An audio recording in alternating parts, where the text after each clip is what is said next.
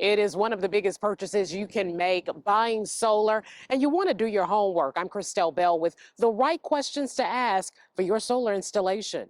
We advocate for pro-renewables policies. The group Arizona Solar Energy Industries Association, or ARISEA, advocates for all scales of solar. We also have a growing body of work that's focused on consumer protection issues related to residential rooftop solar. Autumn Johnson, executive director, says their goal is to educate before a homeowner buys solar. We've established a website with a lot of resources. We have a class that we offer. So just like when you buy a car or a home or any big purchase, Johnson says treat solar installation the same. There is no reason why, if someone comes to your door, you need to sign and buy solar that hour, that day, that week, right? You should do some homework. And that's what the Let ABC 15 Know team is doing, helping you with that homework.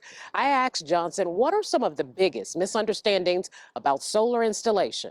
I think some of the biggest things that we see over and over again are kind of the idea that if you get solar, you'll have no utility bills ever again. Johnson says you'll have a bill, but how much you pay is based on things like your usage, the size of your system, your utility provider, along with rate policy changes that may or may not include additional fees. When the sun is not shining, your system is not producing power. You are using power from the grid. Oh yeah, understanding how solar works is another misunderstanding. Because of policy decisions, the power you buy from the grid costs, 2 or more times more than the value of the solar on your roof when you give access to the grid. It's really important that you're doing as many extra things as you need with electricity during the day when your system is producing to limit buying more expensive power at night for all of your energy usage. And the last misunderstanding, don't assume a tax credit will apply to you. So if you're someone who isn't paying taxes or doesn't owe taxes and those kinds of things,